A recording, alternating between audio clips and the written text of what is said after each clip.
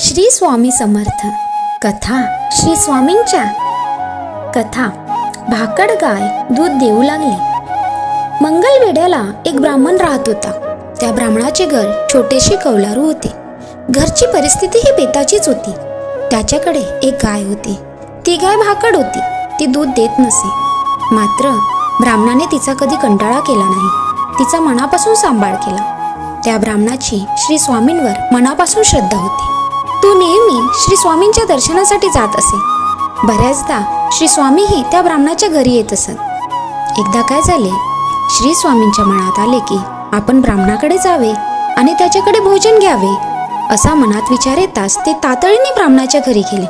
दुपार होत आली होती तेव्हा स्वामी तिथे पोहोचले। श्री समर्थांना आपल्या दारी आलेले बघून त्या गरीब ब्राह्मणाला परमानंद झाला। स्वामींच्या चरणावर डोके ठेवून त्याने स्वामींना आदरपूर्वक आपल्या घरात नेले। गंध फुले वाहून त्यांची सेवा केली। त्या ब्राह्मणाला महाराज म्हणाले, मला तुझ्या घरी दूध भाकरी खायची आहे, तेव्हा तुझ्या घरी असलेल्या गायीचे दूध आणि भाकरी मला खाऊ घाल।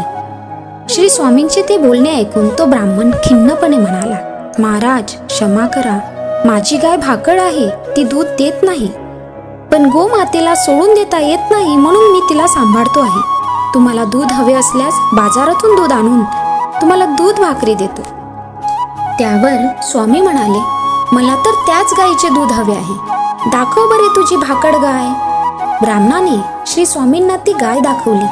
तेव्हा स्वामींनी तिच्या पाठीवरून प्रेमाने हात फिरवला आणि त्या गायीला म्हणाले, हे गोमाते, तू दूध का देत नाहीस? दूध न देऊन लेकरांना कशाला उपाशी ठेवतेस?